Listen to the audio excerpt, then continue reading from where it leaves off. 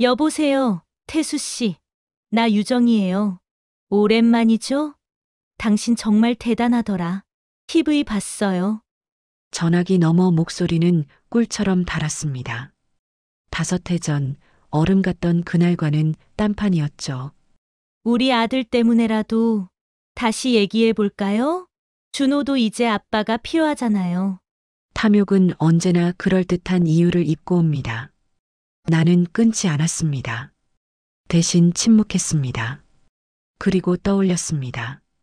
부도 통지서가 날아들던 겨울, 사무실 시린 바닥에서 나는 무릎을 꿇고 말했죠. 유정아, 제발, 제발 믿어줘. 나 다시 일어날 수 있어. 그녀는 내려다보며 칼처럼 또렷하게 잘랐습니다. 당신 그 낡은 의리 때문에 내 인생 망가졌어요. 서류 가방을 챙겨 돌아서는 발 뒤꿈치엔 미련도 죄책감도 없었죠. 그날 처가 식구들은 공장으로 들이닥쳐 소금 뿌리듯 말했습니다. 유정아, 내 인생 살아야지. 이런 무능한 남자한테 더 묶이지 마라. 그 순간 나는 사람이 아니었습니다. 폐기 처분할 불량품이었죠. 나는 가진 모든 걸 가족에 부었었습니다. 아내의 체면을 위해 차를 바꿨고 명품을 사줬고 처남에게는 말없이 1억, 장모의 병원비와 생활비도 내가 냈죠. 그게 가족의 의리라 믿었습니다. 하지만 부도가 나자 그들은 내게 손가락질했습니다. 무능한 남자. 이혼장은 그렇게 내 앞에 놓였죠. 그 한마디가 내가 평생 쌓은 신용보다 잔인했습니다. 그리고 내가 무너질 땐 그림자도 없던 사람들이 내 이름이 뉴스에 오르자마자 줄을 서는군요. 그래서 봉투를 2개 준비했습니다. 하나는 그녀에게 건넬 계산서, 하나는 나 자신에게 건넬 결산서. 이제 내가 평생 헌신으로 떠바친 그 가족에게 정확한 숫자로 답할 겁니다. 그들이 버린 건 돈이 아니라 내 신의와 진심이었다는 걸 오늘 분명히 깨닫게 해주겠습니다. 본격적인 이야기에 들어가기 전에 지금 구독과 좋아요를 눌러주시면 앞으로도 실제 있었던 충격적인 사연들을 무료로 계속 시청하실 수 있습니다. 또한 놓쳤던 사연들도 언제든 무료로 다시 보기가 가능합니다. 구독과 좋아요는 완전히 무료이니 지금 바로 클릭하시고 혹시 비슷한 사연이나 기억나는 이야기가 있으시다면 댓글로 공유해 주세요. 더 많은 사연을 보고 싶으시다면 댓글창에 고정 댓글이나 영상 제목 아래 더보기 설명란의 링크를 클릭해 주세요. 이 영상은 실제 사연을 바탕으로 각색한 재창작 작품입니다. 그럼 이제 바로 이야기를 시작하겠습니다. 안녕하세요. 저는 경기남도 수원시에 살고 있는 한태수입니다. 이 이야기는 제가 21살이었을 때부터 시작됩니다. 저는 아무것도 가진 것 없이 시작했습니다. 21, 남의 공장 바닥에서 기름때 묻은 렌치를 들고 하루 16시간씩 일했죠. 손톱 밑은 언제나 검었고 허리는 늘 아팠지만 저는 단 한 번도 불평하지 않았습니다. 왜냐하면 저에게는 철학이 있었기 때문입니다. 기술은 신용이다. 가족은 운명이다. 이 말은 돌아가신 아버지께서 제게 남기신 유일한 유산이었습니다. 아버지는 평생 시골 철물점을 운영하셨습니다. 큰 돈을 버시진 못했지만 동네에서 가장 신용 있는 분이셨습니다. 못 하나 나사 하나도 정확하게 계산하셨고 외상값도 한 푼 틀리지 않게 기억하셨습니다. 임종 전날 아버지는 제 손을 잡고 말씀하셨습니다. 태수야, 기술은 거짓말을 안 한다. 내가 정직하게 일하면 기술이 너를 배신하지 않아. 그리고 가족. 가족은 내가 선택한 게 아니라 하늘이 맺어준 인연이다. 그게 운명이야. 가족을 위해 일하는 사람은 절대 외롭지 않단다. 저는 그 말씀을 평생의 좌우명으로 삼았습니다. 기술로 신용을 쌓고 가족을 위해 헌신하는 것. 그것이 제가 살아가는 이유였습니다. 30살에 저는 작은 정밀 가공 공장을 차렸습니다. 중고 선반기계 2대와 직원 3명이 전부였습니다. 하지만 저는 단 한 번도 납기를 어긴 적이 없었습니다. 0.01mm의 오차도 용납하지 않았습니다. 기술은 거짓말을 하지 않습니다. 정직하게 깎고 정확하게 측정하면 부품은 반드시 제자리를 찾아갑니다. 그렇게 10년이 흘렀습니다. 40살 저는 직원 10명 규모의 중견업체 사장이 되었습니다. 대기업 협력사로 인정받았고 통장 잔고는 처음으로 억 단위를 넘어섰습니다. 그때 저는 믿었습니다. 기술로 쌓은 신용처럼 가족에게 쏟는 헌신도 반드시 제자리를 찾아갈 것이라고. 아내 유정에게, 장모님께, 처남에게 저는 아낌없이 주었습니다. 왜냐하면 그들은 제 운명이었으니까요. 변화는 서서히 찾아왔습니다. 어느 날 저녁 유정이 말했습니다. 여보, 우리 이제 좀 살만하니까 차 좀 바꾸면 안 될까요? 옆집 사모님은 벤츠 E클래스 타시던데. 저는 웃으며 대답했습니다. 회사 일이 좀 안정되면 그때 바꾸자. 하지만 유정의 눈빛은 만족스럽지 않았습니다. 한 달 후 같은 대화가 반복되었습니다. 이번엔 명품 핸드백이었습니다. 친구들이랑 모임 나가는데 저만 이런 거 들고 다니면 남편 체면이 안 서요. 남편 체면. 그 단어는 묘한 압박이었습니다. 제 체면이 아니라 아내의 자존심을 지키기 위한 저의 의무처럼 들렸습니다. 저는 고민 끝에 회사 운영 자금에서 5천만 원을 빼냈습니다.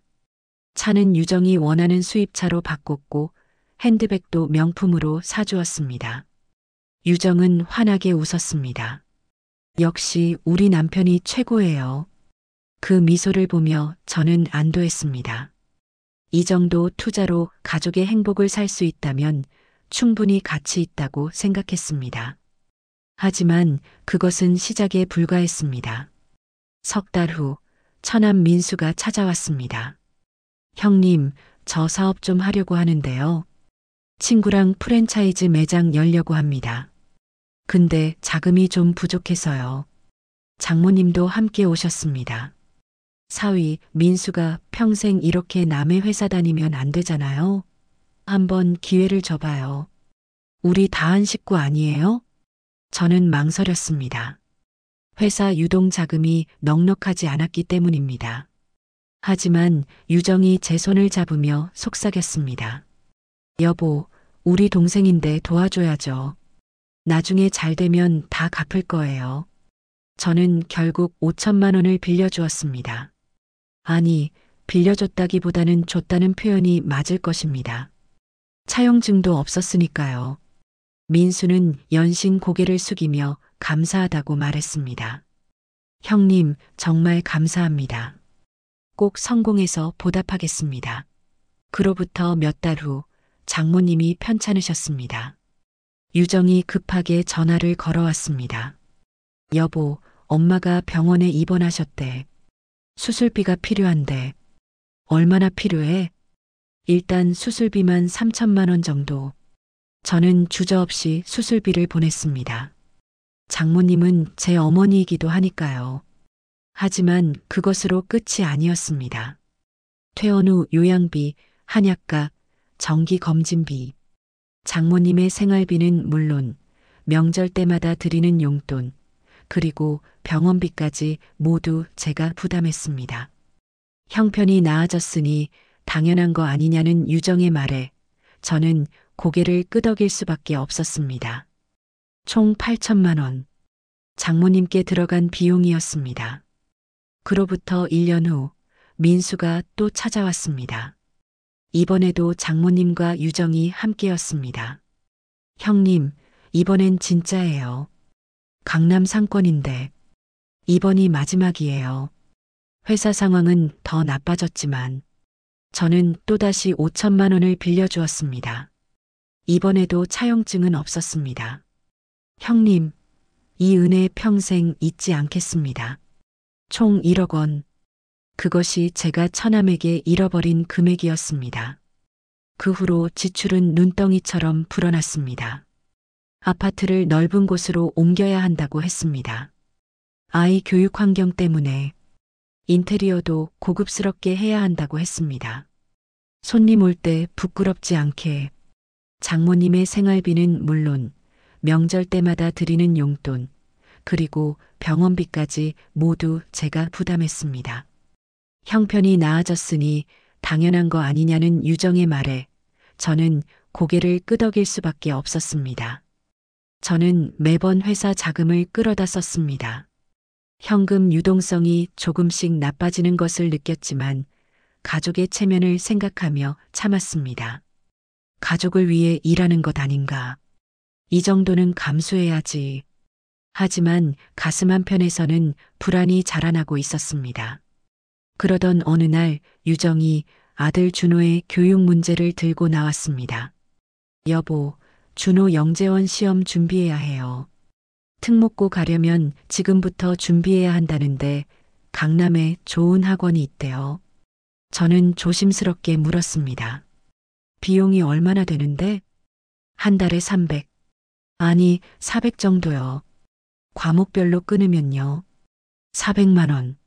저는 숨을 깊이 들이마셨습니다. 회사 직원 한 명 월급이었습니다. 유정아, 그건 좀 무리가 아닐까? 지금 회사 사정이. 유정의 표정이 차갑게 굳었습니다. 회사 사정? 그럼 아들 교육은 포기하라는 거예요? 다른 집 애들은 다 하는데 우리 준호만 뒤처지라고요? 그런 게 아니라 당신이 돈을 벌면 뭐해요? 정작 중요한 데 쓰지도 못하면. 아들 교육은 투자예요. 투자. 나중에 다 돌아온다고요. 투자. 그 말에 저는 할 말을 잃었습니다. 결국 저는 고액 학원비를 내기 시작했습니다. 한 곳이 아니었습니다. 수학, 영어, 과학, 논술. 준호의 스케줄표는 어느새 직장인보다 빡빡해졌습니다. 2년 후 유정은 더 큰 요구를 들고 왔습니다. 여보, 준호 조기 유학 보내면 어떨까요? 지금 중학생 때 보내면 미국 명문대 가기 훨씬 쉽대요. 조기 유학? 저는 자료를 찾아봤습니다. 연간 최소 5천만 원에서 8천만 원. 거기에 생활비까지 포함하면 억 단위 투자였습니다. 유정아, 이건 정말 무리야. 회사 여유 자금을 다 쏟아부어야 하는 금액이라고. 그럼 대출 받으면 되잖아요. 집 담보로. 아들 교육이 우선 아니겠어요? 저는 깊은 한숨을 내쉬었습니다. 하지만 유정의 눈빛은 단호했습니다. 다른 집은 다 이렇게 투자하는데 왜 우리만 못해요? 당신 능력이 그것밖엔 안 되나요? 능력? 그 단어가 가슴에 비수처럼 꽂혔습니다. 결국 저는 집을 담보로 대출을 받았습니다. 그리고 준호를 미국으로 보냈습니다. 유정은 만족스럽게 웃었습니다. 하지만 저는 밤마다 잠을 이루지 못했습니다. 회사 통장의 숫자가 점점 줄어들고 있었기 때문이었습니다. 그날 밤 저는 사무실에 혼자 남아 장부를 펼쳐 놓았습니다. 매출은 꾸준했습니다. 기술력은 여전했습니다. 하지만 현금 유동성은 심각하게 나빠져 있었습니다. 가족에게 쓴 돈을 계산해 봤습니다. 수입차 5천만 원, 처남 사업 자금 총 1억 원, 명품 및 생활비 연간 4천만 원, 고액 학원비 연간 1억 5천만 원, 유학 자금 1억 원, 아파트 이사 및 인테리어 8천만 원, 매년 약 5억 원. 불과 몇 년 사이에 저는 회사 유동자금을 매년 가족에게 쏟아부은 것입니다. 가슴이 답답했습니다. 제 손은 떨렸습니다. 이건 위험하다. 이성이 경고를 보냈습니다. 하지만 저는 그 목소리를 외면했습니다. 아니야. 가족을 위한 투자야. 기술이 있으면 다시 만회할 수 있어. 나는 할 수 있어. 저는 장부를 덮었습니다. 그리고 스스로에게 말했습니다. 가족은 운명이다. 헌신은 배신하지 않는다. 하지만 어둠 속에서 제 그림자는 고개를 저었습니다. 저는 보지 못했습니다. 헌신의 기여가 이미 금이 가고 있다는 것을, 너무 맑아서, 너무 순수해서 조만간 부러질 것이라는 것을 유정에게 조심스럽게 말해보기도 했습니다. 여보, 요즘 회사 사정이 좀 어려워서 당분간은 처가 지원을 좀 줄여야 할 것 같아. 유정이 차갑게 쳐다봤습니다. 회사 사정이 어렵다고요? 그럼 당신 경영을 잘못한 거 아니에요? 그게 아니라 투자가 많이 들어가서 우리 엄마, 우리 동생 도와주는 게 투자가 많이 들어간다는 거예요? 다른 집 사위들은 다 해주던데 당신만 유독 인색하네요. 저는 더 이상 말할 수 없었습니다. 그날 밤부터 유정은 저와 말을 섞지 않았습니다. 며칠 후 장모님께서 전화를 걸어오셨습니다. 사위 유정이한테 들었어요. 요즘 회사 어렵다면서요? 네, 조금 어렵습니다. 사위, 우리가 그동안 당신 믿고 의지했는데 이제 와서 어렵다는 게 말이 돼요? 어머님 죄송합니다. 하지만 민수 결혼도 했고 우리도 체면이 있는데 다른 사람들한테 뭐라고 말해요? 전화를 끊고 나서 저는 한참을 멍하니 앉아 있었습니다. 내가 뭘 잘못한 걸까? 10억 가까이를 도와줬는데도 저는 인색한 사위가 되어 있었습니다. 그해 가을, 오랜 친구 준혁이 찾아왔습니다. 준혁은 제가 공장 바닥에서 일할 때부터 알던 사이였습니다. 같은 동네에서 자랐고 군대도 함께 다녀온 30년 지기였습니다. 그는 무역업을 하며 나름 성공한 사업가였습니다. 태수야, 오랜만이다. 요새 사업 잘 되지? 준혁은 환하게 웃으며 제 어깨를 두드렸습니다. 우리는 소주를 마시며 옛 이야기를 나눴습니다. 2병쯤 비웠을 때 준혁이 조심스럽게 말을 꺼냈습니다. 태수야, 사실은 말이야. 너한테 좋은 제안이 하나 있어. 무슨 제안? 베트남에 새로운 제조 라인을 구축하는 프로젝트가 있어. 정밀 부품 쪽인데 딱 내 전문 분야야. 투자금 대비 수익률이 어마어마해. 1년이면 투자금 회수하고도 남아. 저는 조심스럽게 물었습니다. 투자 규모가 어느 정도인데? 최소 5억. 물론 부담되는 금액이지. 근데 태수야, 이건 기회야. 요즘 같은 시대에 국내만 보고 있으면 안 돼. 해외 시장으로 나가야지. 5억. 가슴이 철렁했습니다. 현재 회사 유동자금의 거의 전부였습니다. 준혁아, 솔직히 지금은 여유가 없어. 가족들 뒷바라지하느라 자금 사정이. 준혁의 표정이 미묘하게 변했습니다. 태수야, 우리 사이에 그런 말 하나? 20년 친구잖아. 나 언제 너한테 손에 끼친 적 있어? 의리. 그 단어가 제 가슴을 찔렀습니다. 그리고 말이야, 이건 우리 둘 다 윈윈하는 거야. 내 기술력이 필요하고 난 시장 접근성이 있고 완벽한 조합 아니야? 저는 머뭇거렸습니다. 하지만 준혁은 멈추지 않았습니다. 태수야, 너 아직도 그 좁은 공장에서 하청만 받아서 할 거야? 내 실력이면 직접 시장에 나가야지. 이게 기회라고. 그날 밤 집에 돌아와 유정에게 말했습니다.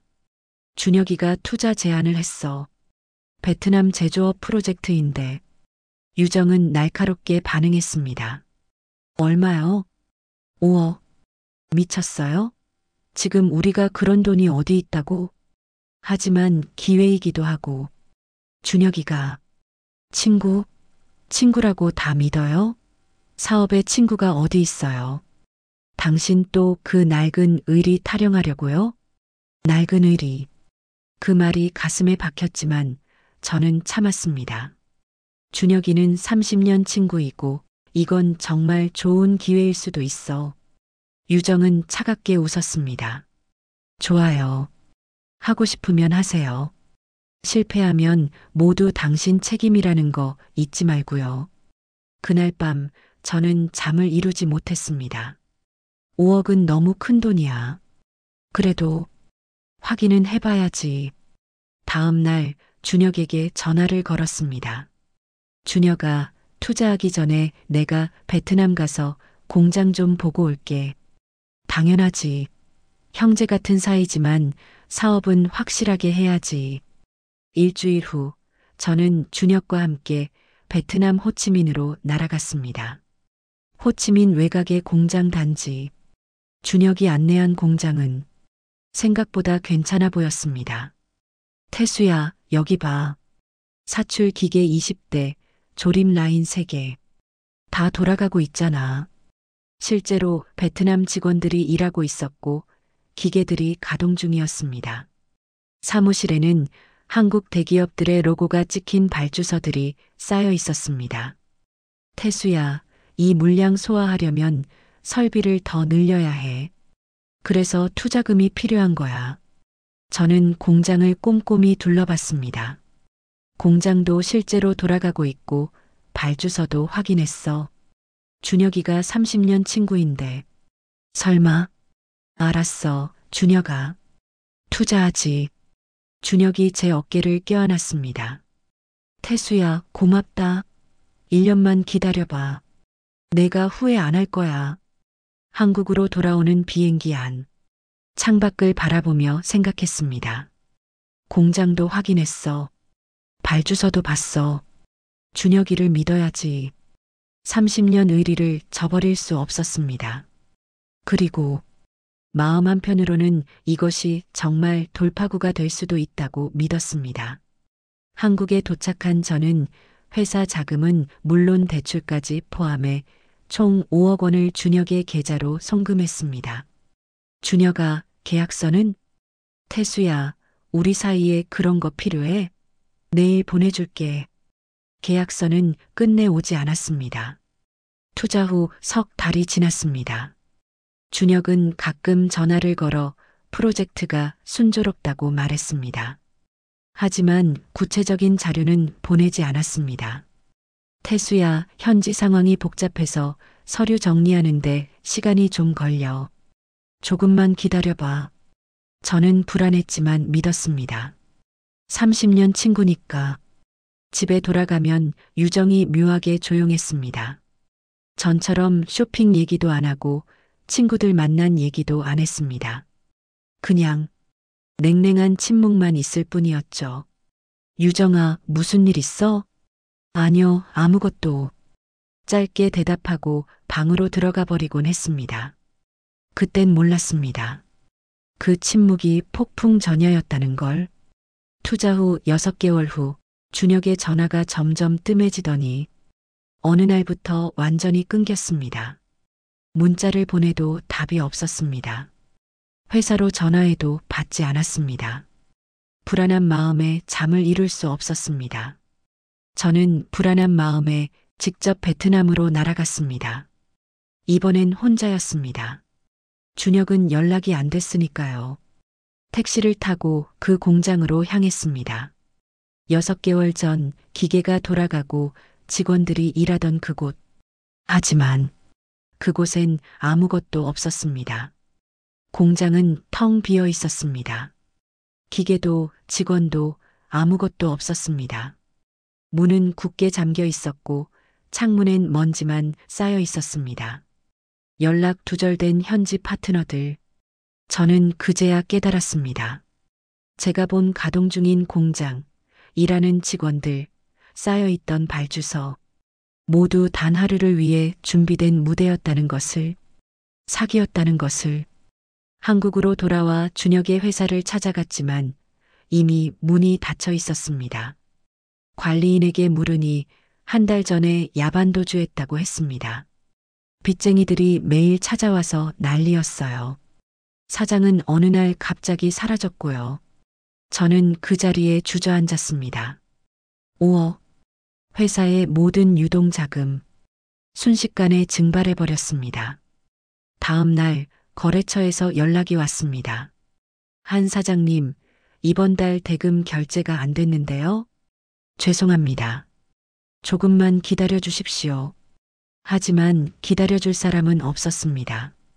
일주일 후 또 다른 거래처가 거래 중단을 통보했습니다. 한 사장님, 소문 들었습니다. 자금 사정이 안 좋으시다면서요? 저희도 사정이 있어서 당분간 거래를 중단해야 할 것 같습니다. 소문은 빠르게 퍼졌습니다. 한 달도 안 되어 주요 거래처 절반이 떨어져 나갔습니다. 직원들은 불안해했습니다. 사장님, 이번 달 월급은 나오는 겁니까? 저는 대답할 수 없었습니다.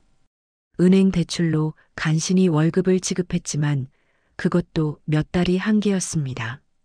그해 겨울 부도 통지서가 날아왔습니다. 귀하는 어음 결제 불능으로 인해 부도 처리되었음을 통지합니다. 저는 서류를 들고 멍하니 서 있었습니다. 20년간 쌓아온 신용이 한순간에 무너졌습니다. 공장은 문을 닫았습니다. 직원들은 뿔뿔이 흩어졌습니다. 빚쟁이들이 찾아와 기계를 압류해 갔습니다. 저는 텅 빈 공장 바닥에 주저앉아 오열했습니다. 기술은 신용이다. 가족은 운명이다. 아버지의 말씀이 머릿속에서 맴돌았습니다. 하지만 기술도 신용도 이젠 저에게 아무것도 남지 않았습니다. 부도 통보를 받은 지 사흘째 되던 날, 저는 법원에서 온 등기우편을 받았습니다. 이혼 청구 소장. 떨리는 손으로 봉투를 뜯는 순간 제 인생이 완전히 무너지는 소리가 들렸습니다. 소장에는 이렇게 적혀 있었습니다. 피고 한태수는 무분별한 사업 확장과 무능한 경영으로 가정 경제를 파탄에 이르게 했으며 배우자로서의 기본적인 의무를 저버렸다. 무능한 경영이라고요? 제가 밤을 새워 도면을 그리고 손에 기름을 묻혀가며 일했던 모든 시간들이 무능이었단 말입니까? 처가 식구들의 사업 자금, 아내의 끝없는 명품 요구, 친구에게 빌려준 거액의 투자금, 그 모든 것이 제 무능 때문이었단 말입니까? 소장 뒷장에는 재산 분할 청구 내역이 빼곡했습니다. 아파트 지분 50%, 회사 자산의 절반, 심지어 부도 나기 전 제 명의로 남아있던 예금까지. 아이러니하게도 그녀가 청구한 재산 목록은 제가 손수 작성했던 가족을 위한 자산 목록과 똑같았습니다. 제가 가족을 위해 지켜온 모든 것이 이제 저를 공격하는 무기가 되었습니다. 전화를 걸었습니다. 수십 번을 걸었습니다. 하지만 유정은 단 한 번도 받지 않았습니다. 대신 그녀의 변호사가 문자를 보내왔죠. 의뢰인과의 직접 연락은 삼가주시기 바랍니다. 모든 소통은 법률 대리인을 통해 주시기 바랍니다. 20년을 함께 산 아내가 하루아침에 의뢰인이 되었습니다. 그 다음 날 공장 사무실 문이 거칠게 열렸습니다. 장모와 처남이었습니다. 그들의 얼굴에는 연민도 미안함도 없었습니다.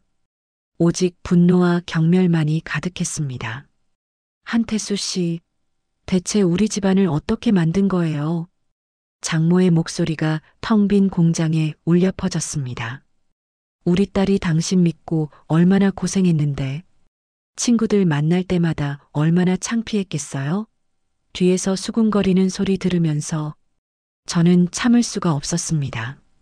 어머님, 제가 유정 씨한테 명품을 못 사줬습니까? 외제차가 모자랐습니까? 처남 사업 자금으로만 2번 총 1억 원을 댔고 어머님 모든 생활비, 병원비까지 제가 다 부담했습니다. 그때 처남이 비웃듯 말했습니다. 그게 뭐 대단한 거라도 됩니까? 우리가 강요했어요? 당신이 원해서 했잖습니까? 그리고 가족으로서 당연한 거 아닌가요? 당연하다고요? 제가 새벽 4시에 일어나 공장으로 달려가고 주말도 없이 일해서 벌어온 돈이 당연한 거였단 말입니까? 그 순간 장모가 던진 말은 제 가슴에 비수처럼 꽂혔습니다. 한태수 씨, 우리 딸 더 이상 붙잡지 마세요. 깨끗하게 놓아주세요. 이제 더 이상의 망신은 여기서 멈춰요. 그때 공장 입구로 한 사람이 더 들어왔습니다. 유정이었습니다. 저는 반사적으로 그녀에게 다가가려 했습니다. 유정아, 우리 다시 이야기해보자. 나 다시 일어설 수 있어. 조금만 시간을 줘. 하지만 유정은 한 발짝 뒤로 물러섰습니다. 마치 제가 전염병 환자라도 되는 것처럼. 한태수 씨, 이제 그만해요. 나도 내 인생 살아야죠. 더 이상 당신한테 묶여 있을 수 없어요. 그 순간 장모가 유정의 손을 잡았습니다. 그래, 유정아. 내 인생 살아야지. 더 이상 여기 매달릴 필요 없어. 그들이 돌아서서 공장을 나가는 순간 저는 그 자리에 무릎을 꿇고 말았습니다. 20년 동안 제가 믿고 사랑하고 지켜왔던 가족이 제 앞에서 완전히 사라졌습니다. 내가 평생 바친 헌신이 비수가 되어 돌아왔습니다. 저는 텅 빈 공장 바닥에 주저앉아 소리 없이 울었습니다. 아무도 돌아보지 않는 그 자리에서 혼자 남은 공장을 걸었습니다. 한때 기계가 돌아가고 웃음소리 가득했던 이곳이 이제는 무덤처럼 고요했습니다. 빚쟁이들이 다녀간 뒤 공장에는 빈 공구함 하나만 남아 있었습니다. 안에는 낡은 렌치 하나뿐이었습니다. 저는 그 렌치를 꺼내 들고 소리쳤습니다. 나는 평생 정직하게 살았어. 신의를 지켰어. 가족을 위해 모든 걸 바쳤어. 그런데 왜 나만 이렇게 버려진 겁니까? 친구는 제 돈을 가지고 도망쳤고, 아내는 저를 무능하다 비난했고, 처가는 저를 망신거리라 했습니다. 신의를 지킨 게 죄입니까? 저는 공구함을 껴안고 바닥에 주저앉았습니다. 차가운 콘크리트가 제 체온을 빼앗아갔습니다. 나는 이제 어디로 가야 합니까? 그날 밤 저는 깨달았습니다. 제가 평생 지켜온 신의는 이 세상에서 가장 값비싼 실수였다는 것을. 모든 것을 잃은 날 밤 저는 한강 다리 위에 섰습니다. 난간에 손을 올리고 생각했습니다. 이대로 끝내도 될까? 하지만 그때 주머니에서 무언가 손에 잡혔습니다. 공장에서 가져온 낡은 렌치였습니다. 손때가 묻고 녹이 슬었지만 여전히 단단했습니다. 그 순간 이상한 느낌이 들었습니다. 마치 이 렌치가 저를 붙잡고 있는 것 같았습니다. 아직 끝낼 수 없어. 이 렌치가 나를 놓아주지 않는다. 저는 난간에서 손을 떼고 천천히 돌아섰습니다. 방향을 알 수 없었지만 일단 무언가를 해보기로 결심했습니다. 가족도 집도 회사도 잃은 저는 월세 30만 원짜리 고시원으로 옮겼습니다. 3평도 안 되는 방, 창문도 없는 지하방, 한때 50명의 직원을 거느리던 사장이 이제는 벽 하나를 사이에 두고 누군가의 기침 소리를 들으며 잠들어야 했습니다. 아침 6시, 저는 고시원을 나와 일용직 구인 광고가 붙은 벽을 바라봤습니다. 건설 현장 막노동, 일당 10만 원. 손이 떨렸습니다. 30년간 정밀 부품을 만들던 이 손으로 이제 벽돌을 나르는 건가? 하지만 선택의 여지가 없었습니다.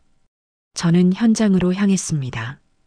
20대 젊은이들 틈에서 50대의 저는 가장 늙은 사람이었습니다. 아저씨, 여기 벽돌 좀 날라줘요. 빨리빨리요. 우리 공기 맞춰야 한다고요. 저는 벽돌을 날랐습니다. 허리가 끊어질 것 같았습니다. 손에는 물집이 잡혔습니다. 점심시간 젊은 인부들이 웃으며 말했습니다. 아저씨, 처음이시죠? 힘들면 그만두셔도 돼요. 이 일 아무나 못해요. 저는 고개를 저었습니다. 괜찮습니다. 하지만 오후 3시 저는 결국 쓰러지고 말았습니다. 아저씨, 괜찮으세요? 현장 소장이 다가왔습니다. 아저씨, 미안한데 여기 체력 안 되면 못해요. 오늘 일당만 드릴 테니 쉬세요. 저는 10만 원을 손에 쥐고 현장을 떠났습니다. 하루 만에 포기한 막노동이었습니다. 다음 날 저는 편의점 아르바이트 광고를 봤습니다. 야간 근무, 시급 1만 원, 밤 10시부터 아침 6시까지. 저는 편의점 카운터에 섰습니다. 어서 오세요. 젊은 손님들이 들어왔습니다. 담배를 사고 술을 사고 라면을 끓여 먹었습니다. 새벽 2시 취한 손님이 시비를 걸었습니다. 야, 아저씨, 이거 유통기한 지난 거 아니야? 아닙니다. 확인해 보시면. A씨, 아저씨 장사 이딴 식으로 해? 손님은 물건을 집어던지고 나갔습니다. 저는 무릎을 꿇고 바닥에 물건을 주었습니다. 한때 거래처 사장들이 고개 숙여 인사하던 내가 이제는 취객에게 욕을 먹으며 바닥을 닦고 있구나. 일주일 후 편의점 사장이 말했습니다. 아저씨, 미안한데 손님들이 아저씨 불편해한대요. 나이 든 사람이 야간에 있으니까 불안하다나 뭐라나. 알겠습니다. 또다시 일자리를 잃었습니다. 저는 생각했습니다. 아니야. 나한테는 기술이 있어. 30년 경력이 있어. 저는 작은 공구 세트를 사서 동네 철물점과 수리점을 찾아다녔습니다. 사장님, 정밀 가공 경력 30년입니다. 수리 일이라도 시켜주시면. 하지만 돌아오는 대답은 차가웠습니다. 아저씨, 요즘 다 기계로 해요. 손으로 하는 일은 없어요. 여긴 그냥 간단한 수리만 해요. 경력자 필요 없어요. 죄송한데 우리도 어려워요. 비가 내렸습니다. 저는 우산도 없이 거리를 걸었습니다. 손에는 낡은 공구함. 30년 경력은 이제 아무도 필요로 하지 않았습니다. 그 후 몇 주 동안 저는 그저 걸었습니다. 목적지도 없이. 아침이 오면 고시원을 나와 거리를 걸었고 밤이 되면 쓰러졌습니다. 가끔 유정에게, 준혁에게, 처남에게 전화를 걸었습니다. 하지만 돌아오는 건 회선이 연결되지 않습니다라는 기계음뿐이었습니다. 20년 가족, 30년 친구가 하루아침에 존재하지 않는 사람이 되었습니다. 어느 날 공중화장실 거울을 봤습니다. 거울 속에는 낯선 사람이 있었습니다. 수염이 덥수룩하고 눈빛은 공허하고 어깨는 축 처진 한때 직원 10명을 거느리던 사장. 거래처 사장들이 고개 숙여 인사하던 한태수. 그 모든 정체성이 사라지고 남은 건 아무것도 아닌 사람 하나뿐이었습니다. 저는 거울에서 눈을 뗐습니다. 차마 볼 수 없었습니다. 제 안에 남은 게 아무것도 없다는 사실을. 그렇게 몇 달을 살아남기 위해 발버둥 치고 있을 때였습니다. 한 승용차가 제 앞에 멈춰 섰습니다. 사장님, 한태수 사장님 맞으시죠? 차 문이 열리고 한 젊은 남자가 뛰어나왔습니다. 30대 중반쯤 되어 보이는 깔끔한 정장 차림의 남자. 저는 그를 알아볼 수 없었습니다. 죄송하지만 누구신지? 사장님, 저예요. 강우진입니다. 10년 전에 사장님 공장에서 일했던. 그 순간 기억이 되살아났습니다. 강우진. 고등학교도 제대로 마치지 못하고 제 공장에 찾아왔던 20살 청년. 처음엔 청소와 심부름만 하던 아이였지만 기계를 보는 눈이 남달랐습니다. 저는 그 아이에게 틈틈이 기술을 가르쳐 줬습니다. 우진아, 기계는 거짓말을 하지 않아. 정직하게 만들면 정직하게 답해주지. 도면 보는 법부터 배워라. 기본이 탄탄해야 어디 가서든 살아남는다. 사장님, 대체 어떻게 이렇게 되신 겁니까? 대체 그 호탕하시던 모습은 어디 가고 강우진의 눈에 눈물이 고였습니다. 다 무너졌어. 회사도 가족도 친구도 다 떠났지. 강우진은 제 어깨를 붙잡았습니다. 사장님, 일단 차에 타세요. 감기 걸리시겠어요. 그는 저를 근처 카페로 데려갔습니다. 따뜻한 커피 한 잔을 건네며 말했습니다. 사장님, 사장님이 저한테 해주신 말 기억하세요? 기본이 탄탄해야 어디 가서든 살아남는다고 하셨잖아요. 그 말씀 덕분에 제가 여기까지 왔습니다. 저는 천천히 고개를 들었습니다. 그의 눈빛에는 진심이 담겨 있었습니다. 사장님, 사실 저는 지금 AI 센서를 개발하는 스타트업 대표입니다. 강우진이 명함을 꺼냈습니다. 테크센스 AI 대표이사 강우진. AI 스타트업이라고? 네. 사장님 밑에서 배운 정밀 가공 기술 덕분에 공대에 특례 입학했고 졸업 후 AI 센서 개발팀에 들어갔습니다. 그러다 3년 전에 회사를 차렸는데 지금 심각한 문제에 부딪혔습니다. 저희가 개발한 AI 센서는 자율주행차와 로봇에 들어가는 핵심 부품입니다. 하지만 센서 하우징의 정밀도가 0.001만 틀어져도 전체 시스템이 오작동합니다. 국내외 어디를 다녀봐도 이 정밀도를 맞춰줄 수 있는 곳이 없습니다. 그가 저를 똑바로 바라봤습니다. 근데 사장님은 할 수 있어요. 제가 봤습니다. 10년 전 사장님이 0.00005 오차로 의료기기 부품 만드시던 거 제 눈으로 똑똑히 봤습니다. 그때 사장님이 말씀하셨잖아요. 기계는 거짓말 안 한다. 정직하게 만들면 정직하게 답한다고. 우진아, 나 지금 아무것도 없어. 공장도 없고 장비도 없고 그리고 손도 예전 같지 않아. 사장님한테는 경험과 인사이트가 있잖아요.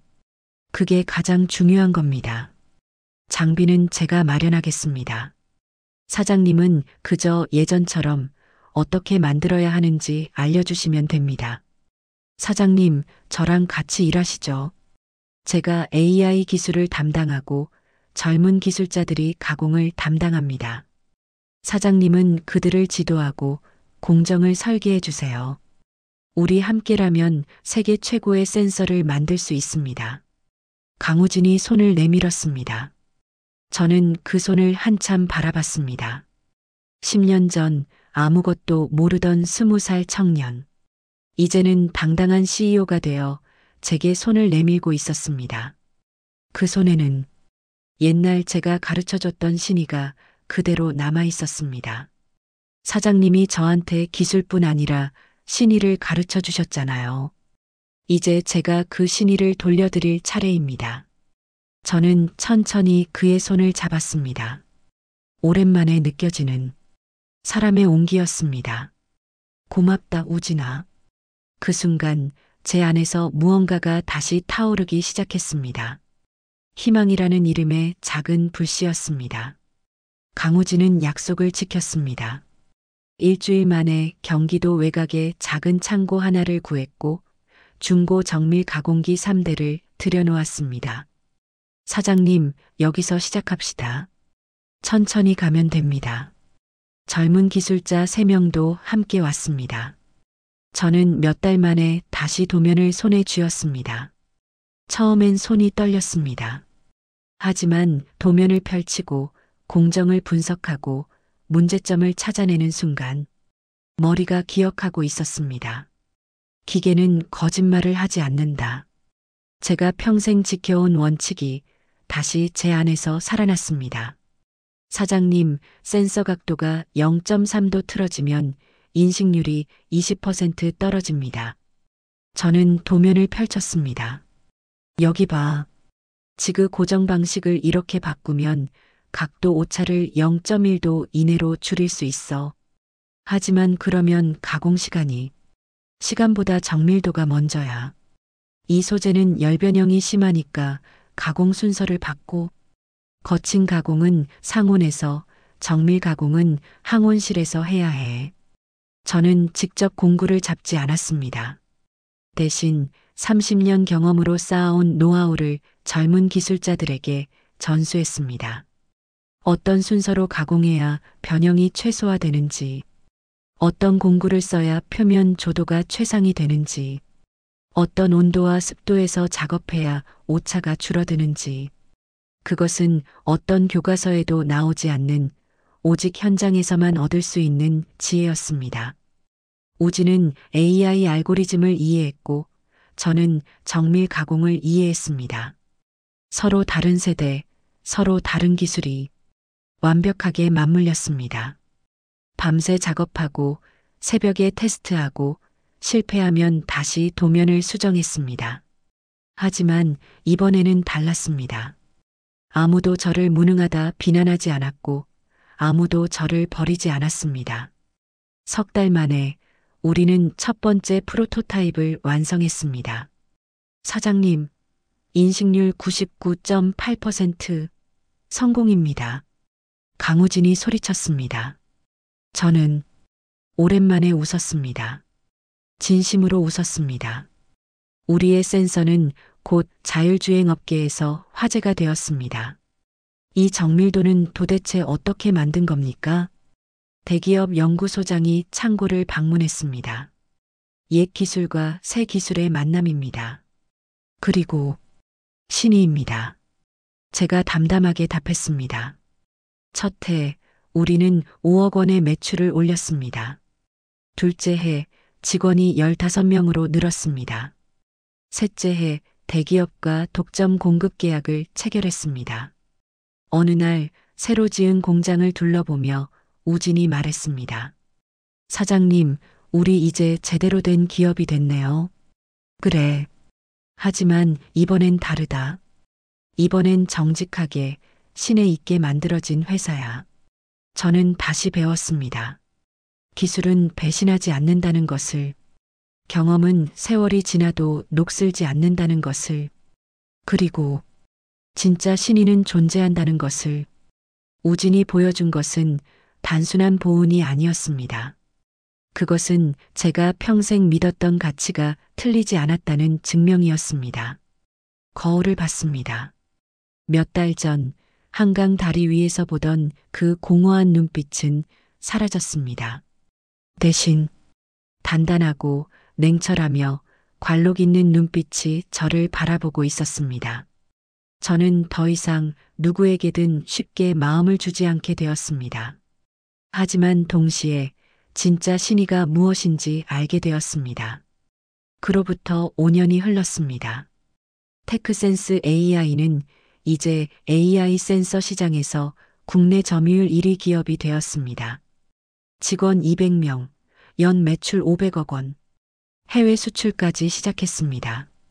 올해의 기술혁 신상은 테크센스 AI 한태수 부회장님께 돌아갑니다. 무대 위에 섰습니다. 수백 명의 박수 소리가 들렸습니다. 하지만 저는 덤덤했습니다. 이 상은 제 개인의 성과가 아닙니다. 이것은 정직한 기술과 진정한 신의가 만든 결과입니다. 기술은 배신하지 않습니다. 사람만 배신할 뿐입니다. 청중석이 조용해졌습니다. 시상식이 끝나고 우진이 다가왔습니다. 부회장님, 축하드립니다. 우진 대표님, 이건 우리 둘의 상입니다. 아니에요. 사장님이 없었다면 저도 여기 없었을 겁니다. 저는 고개를 저었습니다. 아니야.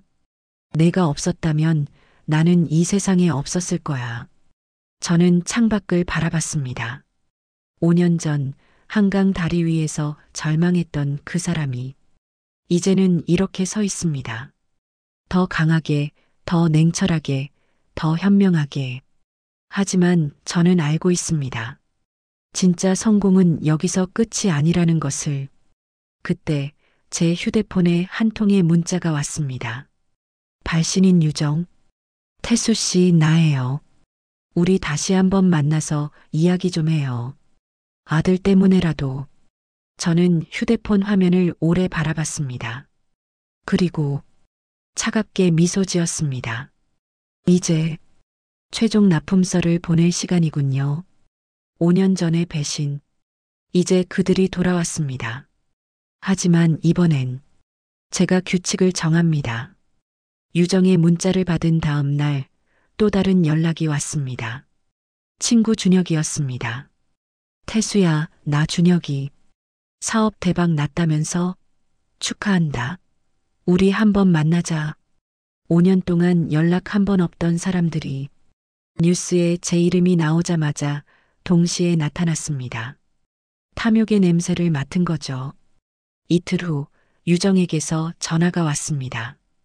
태수 씨, 아들이 이제 중학생인데 아빠가 필요한 나이잖아요.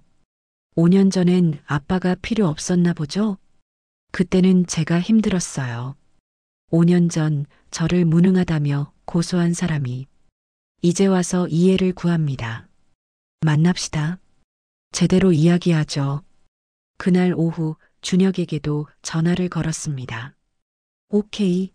내가 요즘 괜찮은 사업 아이템이. 아니, 내가 할 얘기가 있어. 장소는 내가 정할게. 근데 투자 얘기도 그날 하자. 저는 알고 있었습니다. 유정이 원하는 건 아들이 아니라 재산. 준혁이 원하는 건 우정이 아니라 투자금. 일주일 동안 저는 모든 것을 정리했습니다. 유정 명품 2억 3천만 원. 처가 지원 3억 8천만 원. 아들 과도한 교육비 3억 5천만 원. 준혁 투자금 5억 원. 합계 15억 6천만 원. 숫자로 정리하니 제 인생이 보였습니다. 저는 2개의 봉투를 준비했습니다. 그들에게 최종 납품서를 보낼 시간이었습니다. 서울 5성급 호텔 미팅룸. 인생 협상을 하기에 딱 맞는 곳이었습니다. 유정이 먼저 도착했습니다. 명품 가방을 들고 태수 씨, 오랜만이에요. 그녀가 손을 내밀었습니다. 저는 그 손을 잡지 않았습니다. 앉으시죠. 10분 후 준혁이 들어왔습니다. 태수야, 진짜 오랜만이다. 앉아. 제 목소리는 차가웠습니다. 세 사람이 테이블에 둘러앉았습니다. 유정과 준혁이 서로를 보며 당황했습니다. 준혁 씨도? 유정 씨도? 오늘 두 분을 함께 부른 이유가 있습니다. 5년 전 두 분은 저를 떠났죠. 태수 씨, 그건 말씀 다 들을 때까지 기다려 주시죠. 5년 전 제가 무너졌을 때 두 분은 저를 무능하다 했고 잔인하게 배신했습니다. 하지만 지금 저는 다시 일어섰습니다. 태수야, 그래서 내가 아직 안 끝났어. 저는 2개의 봉투를 꺼냈습니다. 천천히 테이블 위에 놓았습니다. 하나는 유정 앞에, 하나는 준혁 앞에. 열어보시죠. 두 사람의 손이 떨렸습니다. 이것이 단순한 재회가 아니라는 것을 그들도 알았습니다. 유정이 봉투를 열었습니다. 그녀의 얼굴이 하얗게 질렸습니다. 첫 페이지, 명품 목록. 에르메스 버킨 100개, 샤넬 5개. 총 3억 3천만 원. 두 번째, 처가 지원. 장모님 병원비, 처남 사업 자금, 결혼 자금.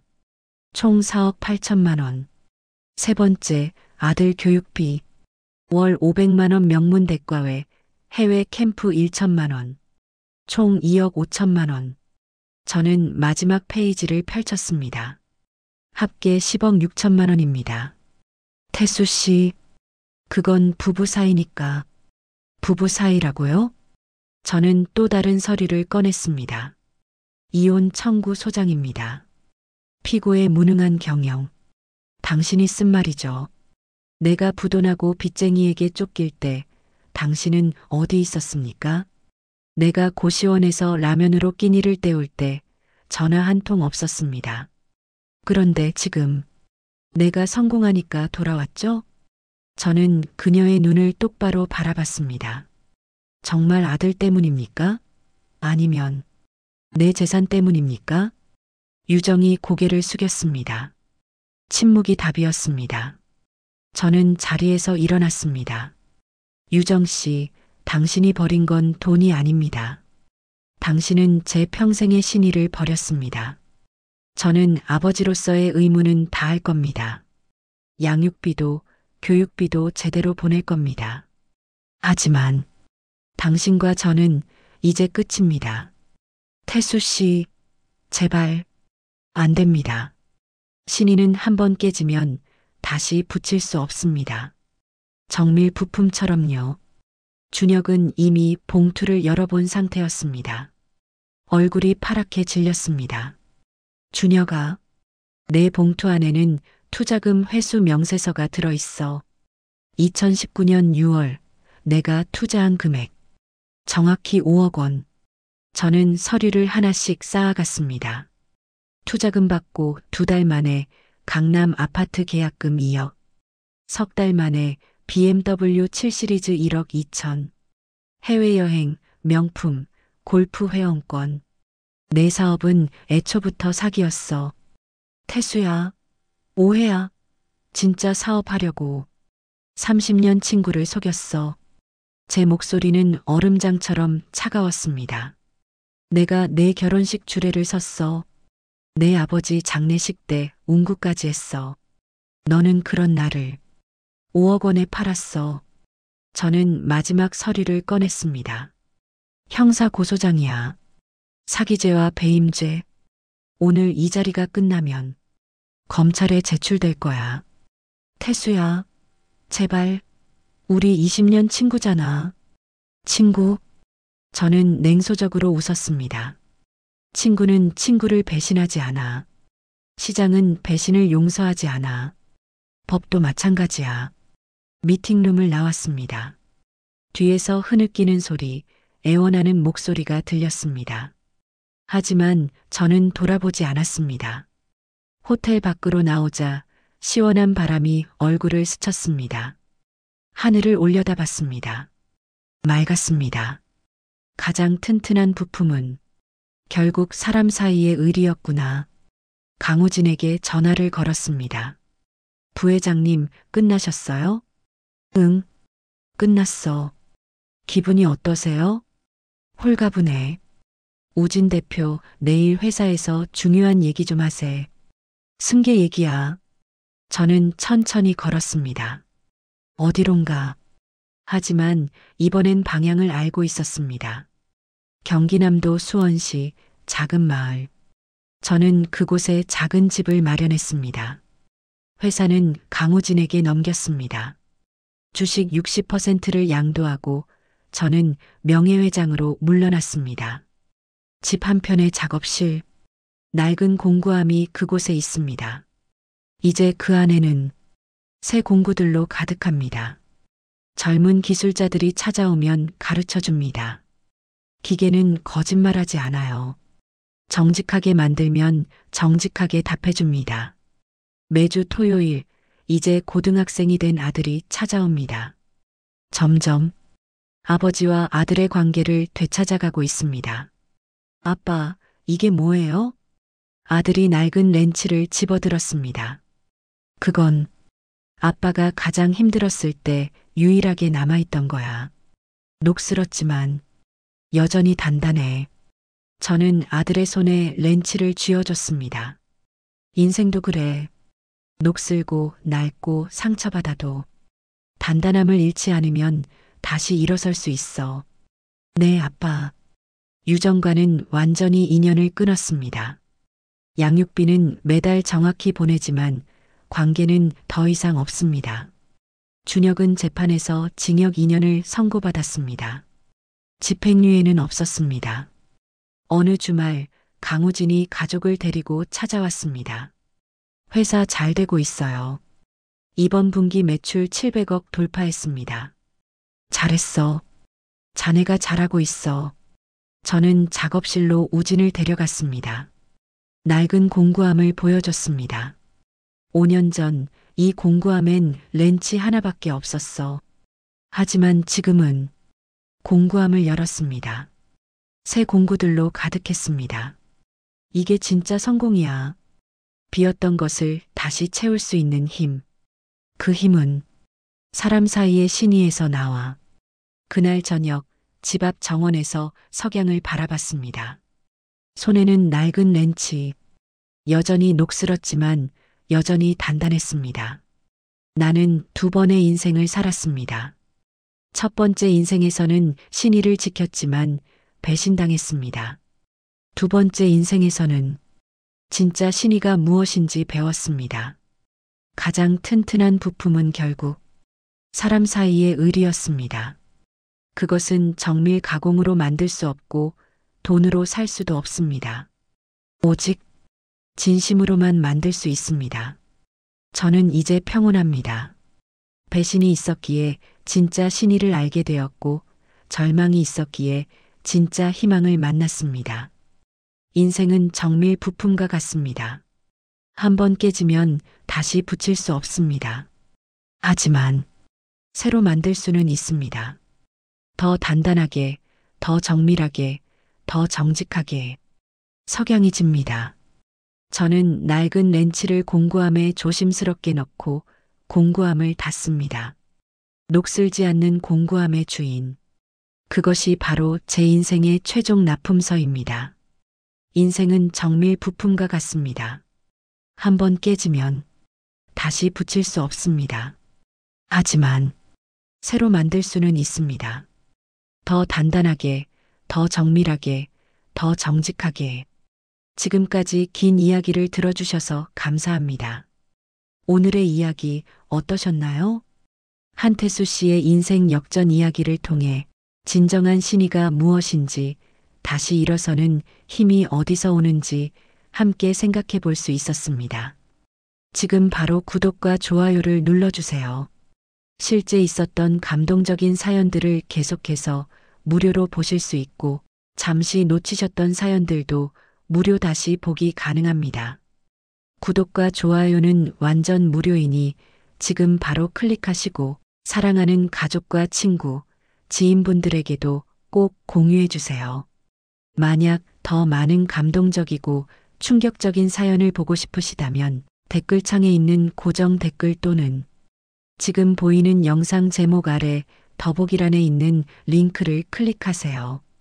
마지막으로 이 사연 속 한태수 씨와 그의 가족들에게 하고 싶은 말씀이 있다면 댓글로 남겨주세요. 여러분의 응원과 위로가 큰 힘이 됩니다. 다음 영상에서 더 감동적인 사연으로 찾아오겠습니다. 감사합니다.